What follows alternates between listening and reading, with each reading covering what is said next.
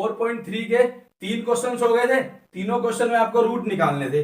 अब यहाँ पर क्या है, फोर्थ क्वेश्चन और इसके आगे वाले क्वेश्चंस में आपको दिए होंगे स्टेटमेंट्स, उनसे हमें पहले क्वाड्रेटिक इक्वेशन बनानी होगी, फिर सोल्व करना होगा। अब देखिए, the sum of reciprocals of Rahman's age in years, मतलब रहमान की एज जो ईयर्स में है उनके सम, किसका सम, रेसिप्रोकल का, कौन सी एज का, तो लिखा है 3 years ago and 5 years from now is 1/3।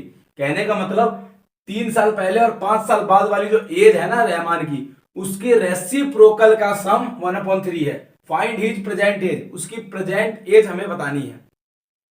3 वर्ष पूर्व रहमान की आयु वर्षों में का व्युत्क्रम, 3 वर्ष पूर्व की आयु का व्युत्क्रम, और अब से 5 वर्ष बाद की आयु का व्युत्क्रम का योग 1/3 है। उनकी वर्तमान आयु ज्ञात कीजिए, उसकी वर्तमान आयु बोला है उसने।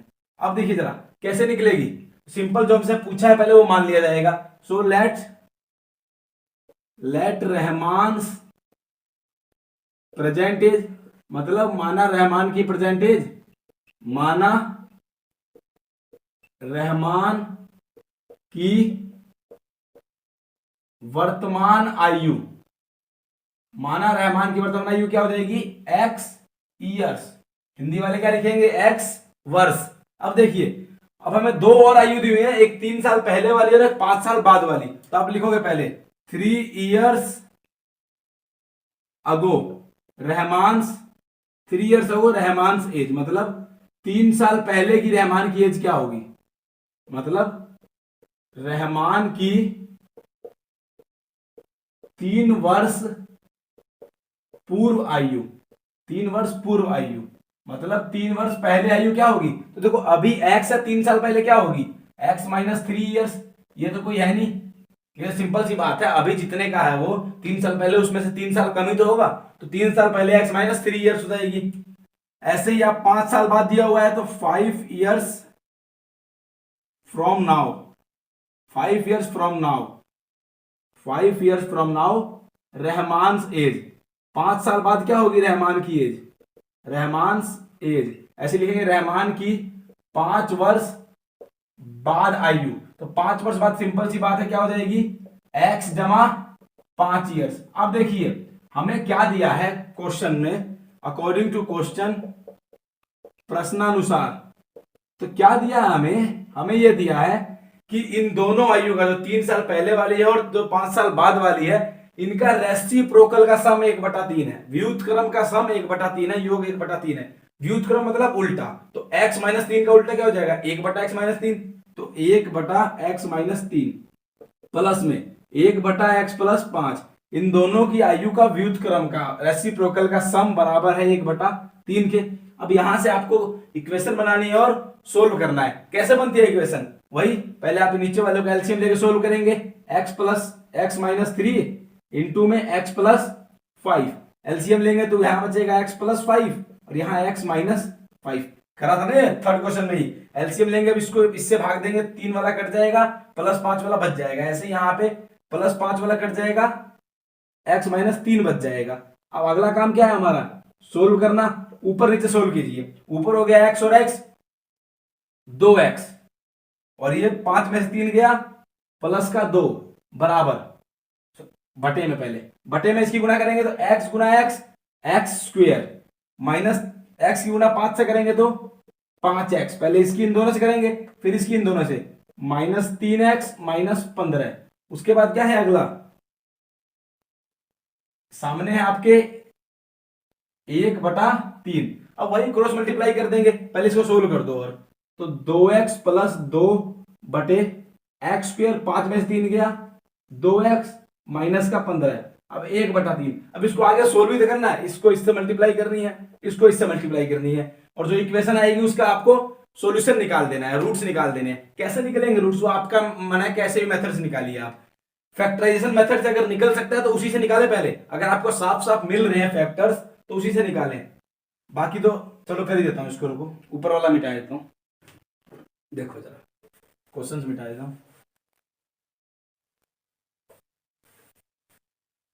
कैसे होगा आगे सोल्व, क्रॉस मल्टीप्लाई होगी, 3 की इससे होगी और इसकी इससे होगी, तो x² की इससे 1 से करेंगे, तो मतलब इस पूरे की जब 1 से मल्टीप्लाई करेंगे तो यही रहेगा, चेंज नहीं होगा, x² + 2x + 5 हो गया, सॉरी माइनस का 15 हो गया, बराबर क्या है 3 की गुणा इससे होगी, 3 दूनी 6x, 3 दूनी 6।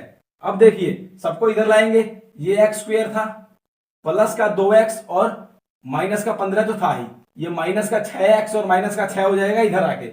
अब स्क्वायर ऐसे का ऐसे, प्लस का 2 माइनस का 6 माइनस का 4x माइनस 15 माइनस 6 माइनस के 21 बराबर 0। अब कैसे सोल्व होगा, फैक्टर देखो जरा, फैक्टर कर सकते हैं इसके, तो बिल्कुल देखो कौन से हैं, गुणा 21 जोड़ने पर है माइनस का 4, तो एक बात देखो प्लस का 3 और प्लस का 3 माइनस का 7 हो जाएगा, देखो 7 3 21 माइनस का 7 में से 3 जाएगा माइनस का ही 4 बचेगा, तो इसको तोड़ देंगे आप, x square minus 7x plus का 3x माइनस 21 बराबर 0।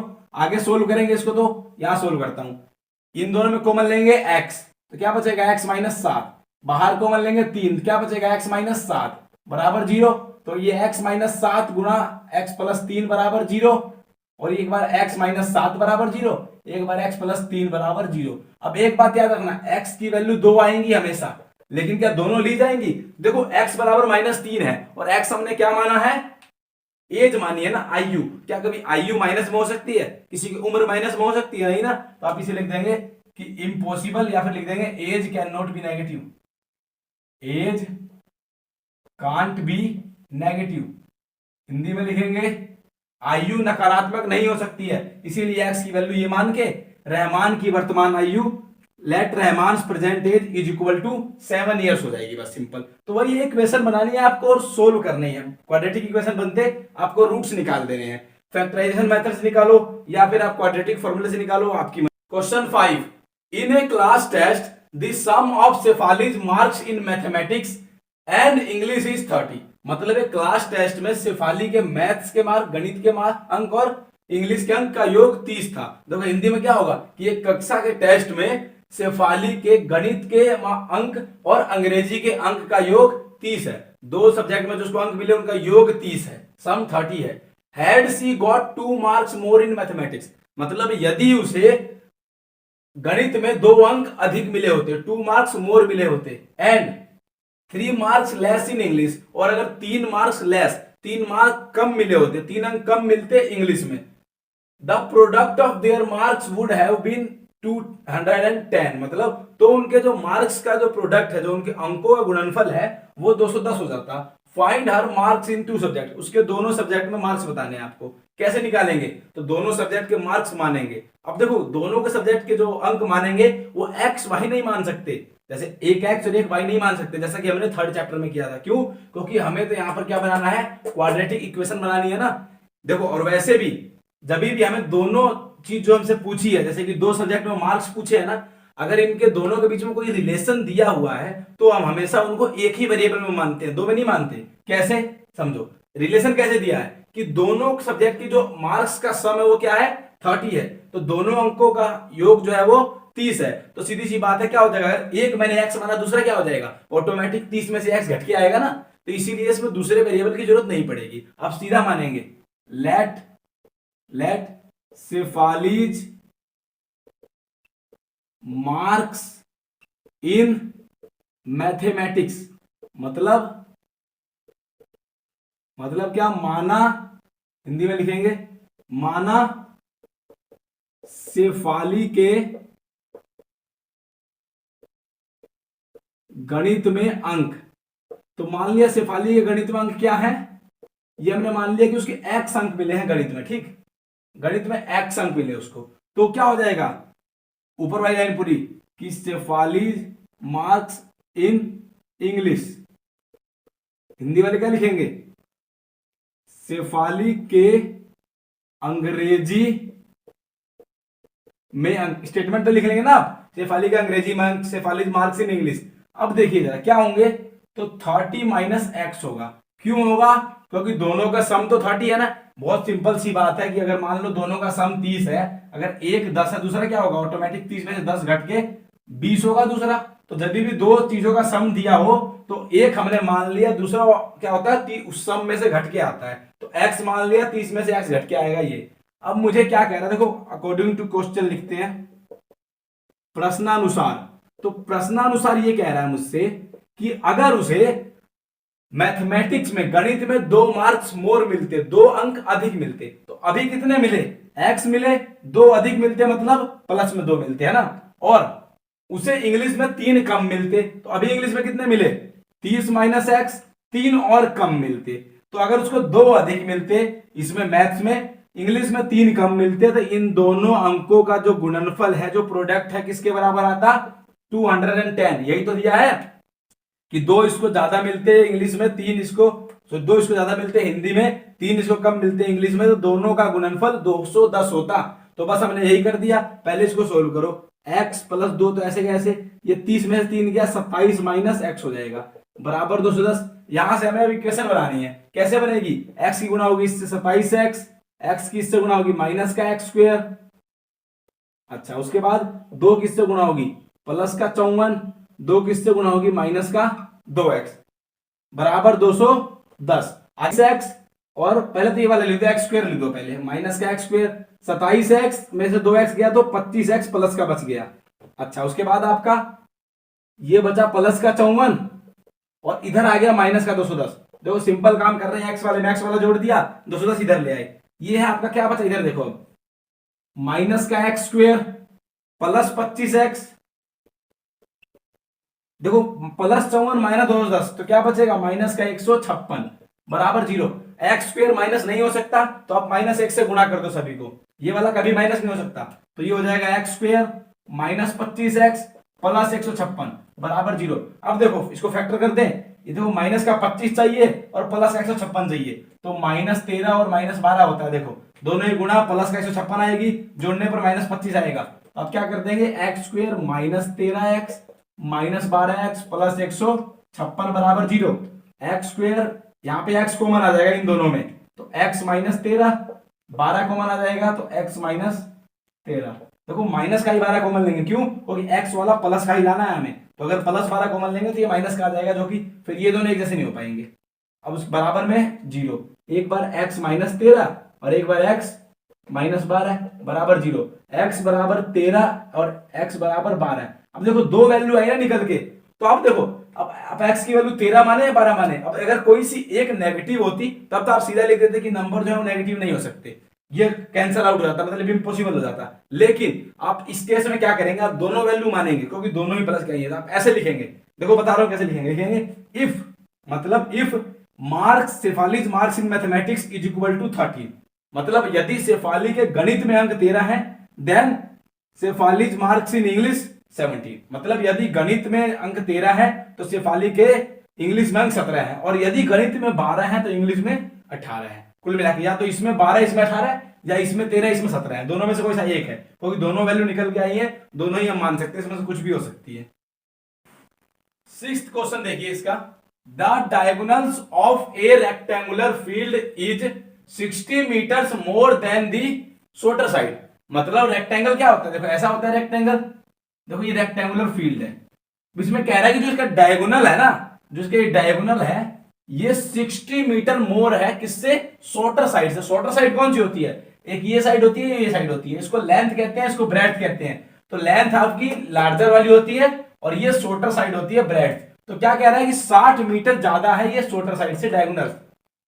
If the longer side is 30 meters more than the shorter side, और ये जो लोंगर साइड है ये शॉर्टर से 30 मीटर ज्यादा है, मतलब ये 30 मीटर ज्यादा है, ये 60 मीटर ज्यादा है, किससे, इस शॉर्टर साइड से। Find the sides of the field, field की साइड्स बतानी है। एक आयताकार खेत का विकर्ण उसकी छोटी भुजा से 60 मीटर अधिक और है, यदि बड़ी भुजा जो है छोटी भुजा से 30 मीटर अधिक है तो खेत की भुजाएं ज्ञात कीजिए, मतलब लार्जर और शॉर्टर साइड, लंबी और छोटी भुजा ज्ञात करनी है। अब देखो सीधी सी बात है, क्या पहले आप दोनों मानोगे, इन ए रेक्टेंगुलर फील्ड, जब भी आपका कोई ऐसा सवाल आता है आपको लिखना पड़ता है कि इन ए रेक्टेंगुलर फील्ड, मतलब आयताकार खेत में, आयताकार खेत में, ये डायग्राम भी बना देना इसमें छोटा सा। अब देखिए उसके बाद क्या करेंगे, आप पहले कौन सी मानेंगे, देखो 3 भुजाएं में दे रखी ना, 3 चीज दे रखी है, एक लेंथ, ब्रेड्थ और ये डायगोनल, तो तीनों में से सबसे छोटी ये है, इसी को मानेंगे क्या, x। तो आप लिख देंगे let the shorter side, let the shorter side माना छोटी भुजा। तो छोटी भुजा क्या मानेंगे आप? तो सिंपल x मीटर मान लिया हमने छोटी भुजा, माना छोटी भुजा x मीटर है। अब देखो छोटी भुजा ये होगी तो लार्जर साइड क्या होगी आपकी? लार्जर साइड बड़ी भुजा, बड़ी भुजा। तो शॉर्टर साइड है यहां पे, क्या ये लेट दी शॉर्टर साइड। ऐसी लार्जर साइड क्या हो जाएगी? तो कह रहा बड़ी भुजा जो है वो छोटी भुजा से 30 मीटर अधिक है, तो x जमा 30 मीटर ये हो जाएगी बड़ी भुजा। ऐसे ही डायगोनल क्या है? डायगोनल विकर्ण, तो विकर्ण है आपका क्या? छोटी भुजा से 60 मीटर अधिक, तो ये हो जाएगा x जमा 60 मीटर। सिंपल है भाई, देखो छोटी भुजा x मानी, बड़े वाली 30 ज्यादा है, विकर्ण इसका डायगोनल 60 मीटर ज्यादा है। अब एक बात सोचो, हम कैसे x की वैल्यू निकालें यहाँ पर? तो आपको पता होगा रेक्टेंगल में यहाँ पर 90 डिग्री बनता है, ये x है, ये x प्लस 30 है, ये x प्लस 60 है। तो इस वाली ट्रायंगल में क्या पाइथागोरस थ्योरम नहीं लगा सकता? तो आप सीधे यहाँ पर पाइथागोरस थ्योरम लगा के, पाइथागोरस प्रमेय लगा के, अब इसका होता है पाइथागोरस प्रमेय कि जो कर्ण का स्क्वायर, हाइपोटेन्यूज का स्क्वायर है, वो इन दोनों के स्क्वायर के सम के बराबर होता है। तो सीधे आप लिख देंगे by Pythagoras theorem, by Pythagoras theorem, मतलब पाइथागोरस प्रमेय से, पाइथागोरस प्रमेय से क्या लिख देंगे आप? ये x प्लस 60 का वर्ग किसके बराबर होगा? x का वर्ग जमा x जमा 30 का वर्ग इसका। अब इसको आपको सोल्व करना है और इक्वेशन बना के ले आना है। देखो इसका होल स्क्वायर कैसे होगा? x स्क्वायर कर लेना है अपने आप सोल्व, इसे खोल देना होल स्क्वायर, इसे होल स्क्वायर का फार्मूला लगा खोल देंगे, सबको इधर ले आएंगे, क्वाड्रेटिक इक्वेशन बना के सोल्व कर लेना। जो x की वैल्यू आएगी वो शॉर्टर साइड और 30 प्लस करके लार्जर साइड, क्योंकि साइड निकालनी है, विकर्ण नहीं निकालने। तो आप सिर्फ भुजाएं निकालेंगे इसकी और डायगोनल्स इसके नहीं निकालेंगे। क्वेश्चन नंबर 7 क्या है? The difference of the squares of two number is 180। मतलब दो नंबर्स के जो स्क्वायर्स हैं उनका डिफरेंस 180 है। The square of the smaller number is 8 times the larger number. और जो छोटा नंबर है उसका स्क्वायर किसके बराबर है? लार्जर नंबर के 8 टाइम्स, लार्जर नंबर का 8 गुना। फाइंड टू नंबर्स, वो दोनों नंबर ज्ञात करने हैं हमें। दो संख्याओं के वर्गों का अंतर 180 है, छोटी संख्या का वर्ग बड़ी संख्या का 8 गुना है। दो संख्याएं ज्ञात कीजिए। अब देखो यहां पर सबसे इंपॉर्टेंट बात समझना कि दोनों संख्याओं के बीच में हमें कोई संबंध नहीं दिया हुआ। कहने का मतलब मैं दोनों को x में नहीं मान सकता। कैसे? अगर आपने मान लो लिख दिया एक संख्या को x, दूसरी क्या लिखोगे आप? दोनों का ना हमें योग दिया, ना ये बताया कि ये संख्या उसकी दुगनी है तिगुनी है। अब देखो ये जो दिया है कि जो स्मॉलर नंबर है वो 8 टाइम्स है लार्जर नंबर के, ये उसका स्क्वायर है। ये बात देखो, स्क्वायर ऑफ स्मॉलर नंबर, छोटी नंबर का वर्ग है 8 गुना बड़ी नंबर के। लेकिन क्या छोटी नंबर और बड़ी नंबर के बीच में कोई संबंध दिया है? तो नहीं दिया। और याद रहे, जब तक दो नंबर के बीच में कोई रिलेशन ना पता हो कि ये उससे इतना ज्यादा है या इतना गुना है या दोनों का सम ये है, दोनों का डिफरेंस ये है, यहां डिफरेंस भी क्या दिया है? तो स्क्वायर्स का दिया है। तो इन दोनों नंबर्स के बीच में असल में कोई भी रिलेशन नहीं दिया, तो इन दोनों नंबर्स को हमको अलग अलग मानना पड़ेगा, एक को x एक को y। तो मान लो मैं पहले लिखता हूं दो संख्याएं, एक बड़ी एक छोटी। और सबसे इंपॉर्टेंट बात, जहां भी अंतर की बात होती है, डिफरेंस की बात होती है ना, वहां बड़ी और छोटी अलग अलग दिखनी चाहिए। क्यों? क्योंकि अंतर हमेशा बड़े में छोटा घटा के आता है ना, डिफरेंस मतलब बड़े में से छोटा घटाना होता है। तो डिफरेंस में हमेशा बड़ी और छोटी को अलग अलग लिखना पड़ेगा आपको। तो आप लिखोगे लेट दी लार्जर नंबर, मतलब माना बड़ी संख्या। अब देखिए माना बड़ी संख्या, तो बड़ी संख्या क्या मान ली हमने? बड़ी संख्या मान ली x है। तो आप मानेंगे छोटी संख्या, लेट दी स्मॉलर नंबर, मतलब माना छोटी संख्या, वो y मान ली। क्यों? क्योंकि इन दोनों के बीच में कोई रिलेशन है नहीं, तो x और y मान ली। लेकिन अभी हम क्वाड्रेटिक इक्वेशन बनाए, इससे पहले एक बार इस बात पे गौर करो। कोई देखो, अगर मैं इसको क्या लिखा है कि स्क्वायर का डिफरेंस है 180, तो अगर मान लो मैंने ऐसे लिख भी दिया कि x का स्क्वायर माइनस y का स्क्वायर बराबर 180, तो क्या इससे वैल्यू निकल के आएगी? कोई ऐसी क्वाड्रेटिक इक्वेशन होती है जिसमें x और y अलग अलग हो, मतलब दो वेरिएबल्स हो और उसका रूट्स निकल आए? तो इसीलिए ना आपको पहले इस y को समझना पड़ेगा। एक बात समझो, ये तो हमें पता है कि डिफरेंस ऑफ द स्क्वेयर्स का मतलब क्या है कि दोनों का वर्ग करके घटा देंगे, लेकिन उससे पहले ये लिखो जरा, ये क्या दिया है मुझे, square of the smaller number आपको दिया हुआ है ना, कि अकॉर्डिंग टू सेकंड कंडीशन, ये सेकंड कंडीशन है, पहली नहीं है, अकॉर्डिंग टू सेकंड कंडीशन, दूसरी जो इसमें शर्त है, पहली शर्त का प्रयोग बाद में करेंगे, दूसरी शर्त के अनुसार एक बात देखिए, क्या है दूसरी शर्त, दूसरी शर्त यही कह रही है कि जो स्क्वायर ऑफ स्मॉलर नंबर है, जो छोटी नंबर का स्क्वायर है वो 8 टाइम्स है लार्जर नंबर के। छोटी नंबर कौन सी है, वाई स्क्वायर, किसके बराबर है, छोटी नंबर का स्क्वायर है बराबर बड़ी संख्या का 8 गुना, मतलब 8x। ये बात समझ में आई क्या, कि स्मॉलर नंबर का स्क्वायर छोटी संख्या का वर्ग कर दिया, छोटी संख्या का वर्ग किसके बराबर है, बड़ी संख्या के 8 गुना के, बड़ी संख्या का 8 गुना, 8 टाइम्स द लार्जर, तो बड़ी है x, x का 8 गुना, तो y स्क्वायर का मतलब 8x है। अब लिखो जरा अकॉर्डिंग टू फर्स्ट कंडीशन। अब जो पहली शर्त है, पहली शर्त क्या कहती है कि दोनों के स्क्वायर का डिफरेंस 180 है, दोनों के वर्गों का अंतर, तो बड़े वाले में छोटा घटेगा, एक्स स्क्वायर में से वाई स्क्वायर घटेगा, बराबर 180 एक्स स्क्वायर, वाई स्क्वायर की जगह क्या लिख सकते हैं, 8x माइनस 180 बराबर 0। कहां से लिखा ये, इसको इक्वेशन 1 मान लो, फ्रॉम 1। क्यों, बात सीधी सी है भाई, वाई स्क्वायर बराबर 8x दिया था, ये इसीलिए दिया था कि जब आप एक्स स्क्वायर में से वाई स्क्वायर घटा के 180 लिखेंगे, दोनों के वर्गों का अंतर 180 लिखेंगे, तो वाई स्क्वायर की जगह आप 8x रख देंगे। अब तो इसे हम सोल्व कर सकते हैं, इसे सोल्व करना तो ज्यादा मुश्किल है नहीं, और यहां से जो x की वैल्यू आएगी आपकी वही x की वैल्यू चाहिए ना, देखो x की वैल्यू आते बड़ी संख्या आएगी और छोटी संख्या 8 गुना x कर देंगे आप।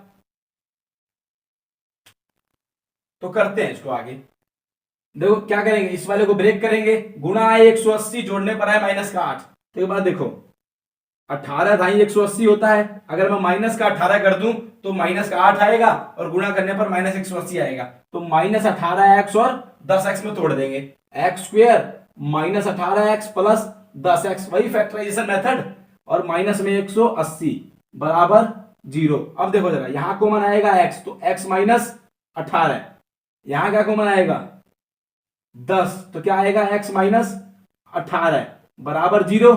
इसको यहां सोल्व करता हूं आगे, देखो यहां पे ये सब लिख लेना आप, इसको आगे सोल्व करेंगे तो एक तो हो गया आपका x माइनस 18, एक हो गया x प्लस 10 बराबर 0, x की वैल्यू एक बार 0 इसके बराबर, एक बार इसके बराबर 0, यहां से x की वैल्यू आई 18, यहां से x की वैल्यू आई माइनस का 10, और याद है हमें नंबर्स दिए हैं इंटीजर्स नहीं, तो नंबर्स कभी भी आपके वो नहीं होंगे माइनस वाले, तो आप इसे लिख देंगे इम्पॉसिबल, असंभव है ये। तो इसका मतलब x की वैल्यू क्या आई 18, x की वैल्यू 18 आई, तो बड़ी संख्या क्या आई, लार्जर नंबर, लार्जर नंबर बड़ी संख्या, तो देखो बड़ी संख्या तो आई आपकी x मतलब क्या 18, ठीक।